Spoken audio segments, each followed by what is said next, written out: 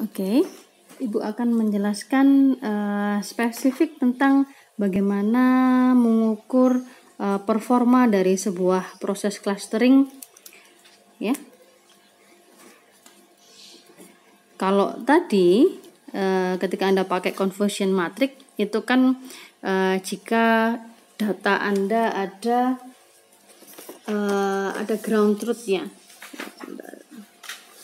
Oke, jadi tadi Anda bisa mengatakan kelas actualnya apa ya.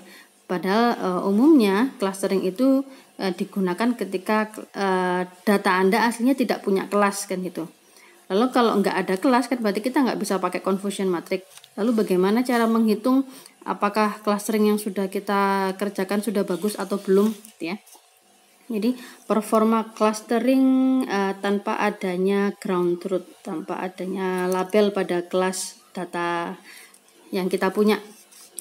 Oke, ada beberapa indeks atau koefisien yang bisa Anda gunakan. Yang pertama adalah yang disebut dengan silhouette koefisien. Yang kedua ada yang namanya indeks dan indeks. Yang ketiga adalah Davies-Bouldin index. Ya, Ibu akan membahas yang ini ya karena mudah didapati di library gitu ya. Proses Davies-Bouldin index sendiri bahwa langkah pertama Anda menghitung sebaran dalam satu kelas.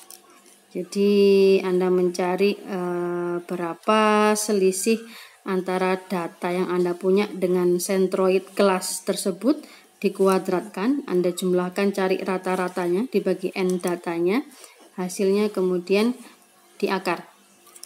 Oke, langkah yang kedua dalam Davies-Bouldin index atau DB index adalah mencari seberapa jauh centroid antar kelas I dan kelas J.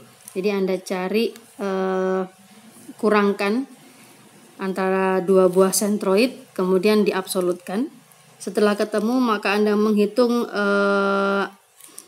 perbandingan antara sebaran dalam satu kelas dengan seberapa jauh centroid antar kelas dengan cara menjumlahkan sebaran kelas I ditambah sebaran kelas J dibagi M jarak antara dua centroidnya. Ya, kemudian yang keempat adalah Anda menghitung DI sebagai maksimum yang dimiliki oleh RIJ di mana I tidak sama dengan J. Ya, kemudian yang kelima DB index bisa Anda hitung menjadi hasil penjumlahan dari semua D masing-masing kelas ya, dari kelas 1 sampai kelas ke M misalkan, dibagi semua kelasnya.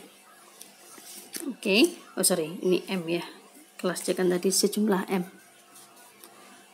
Oke, kita pakai contoh cara menghitung DB index. Oke, contoh misalkan Ibu sudah menggunakan K-means clustering, Ibu sudah menemukan kelas A.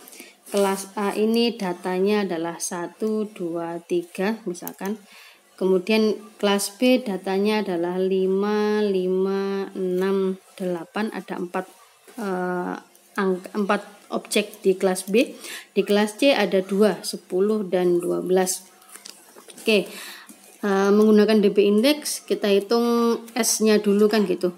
Kita akan mencari sebaran dalam kelas A ya, sebaran dalam kelas B dan sebaran dalam kelas C. Ya, tadi kan persamaannya akar dari 1 per N, N-nya si A ada 3. Ya. Oh ya, kita harus mendefinisikan centroidnya dulu. Centroid kelas A adalah 3, 4, 5, 6. 6 dibagi 3, 2. Centroidnya kelas B 10, 16, 24. 24 dibagi 4 adalah 6. Centroidnya kelas C adalah 10, 12. Berarti ketemu 11. Oke, kita hitung total kuadrat dari setiap anggota kelasnya ke centroidnya. Jadi misalkan ini 1 dengan 2 berarti 1 kuadrat ditambah 2 dengan 2 adalah 0 kuadrat, ditambah 3 dengan 2 1 kuadrat ya.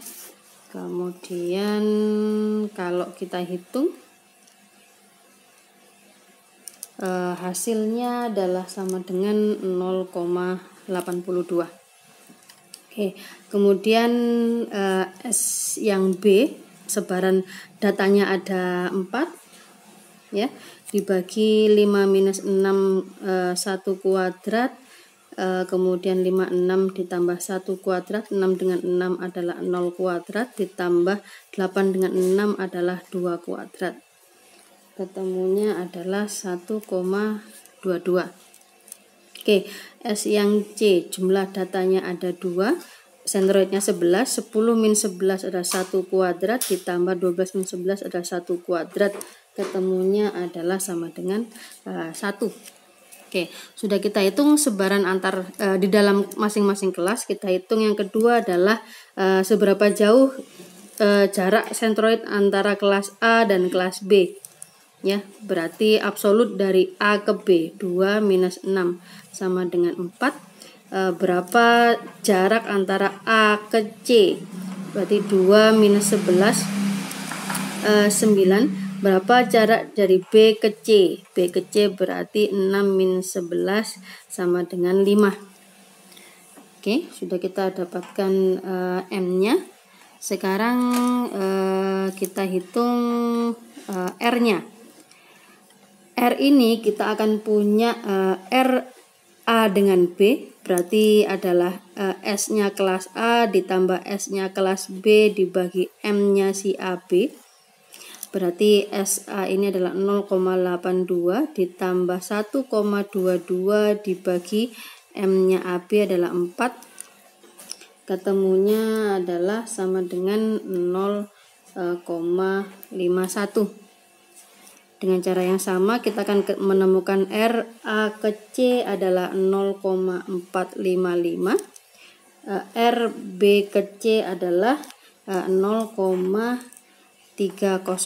Anda bisa coba manual ya bagaimana mendapatkan 0,455 dan 0,305. Oke, kemudian langkah yang keempat setelah ketemu R adalah mencari D masing-masing kelas.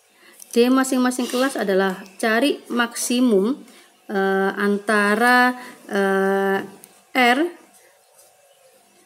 A terhadap B dengan R A terhadap C. Ya, tadi kita punya R A ke B itu adalah 0,51, R A ke C adalah 0,455. Anda cari mana yang maksimum, ketemu 0,51. Ya, dengan cara yang sama DB adalah maksimum dari R AB dengan R BC. Ketemunya adalah AB adalah ini, BC ini ketemu 0,51 ya. Kemudian D ke C adalah maksimum dari R AC dengan R BC. AC dengan BC ketemunya 0,455. Oke, sehingga kita sudah punya D-nya. Maka yang kelima bahwa DB indeks adalah 1 dibagi N tadi, kelasnya ada 3, 1, 2, kelas 3, kemudian jumlahkan masing-masing D-nya, 0,51 ditambah 0,51 ditambah 0,455. Ketemunya adalah sama dengan 0,49. Ini adalah DB indeksnya. DB indeks ini bisa Anda bandingkan dengan hasil clustering yang lain, gitu ya. Misalkan dengan menggunakan metode lain atau menggunakan jumlah K yang berbeda dalam K-means clustering. Oke, DB indeks yang baik itu adalah yang paling rendah atau yang lebih rendah. Kenapa? Karena kalau Anda lihat bahwa dasarnya si DB indeks ini adalah mencari sebaran dalam satu kelas dibagi seberapa jauh antar kelas. Clustering yang baik adalah bagian numerator atau pembilangnya sini kecil, jadi antar kelas itu ngumpul, sedangkan MAB-nya antar kelas itu sangat jauh. Jadi ini kecil, ini besar. Jadi semakin kecil nanti DB indeksnya, hasilnya adalah clustering Anda semakin baik. Oke.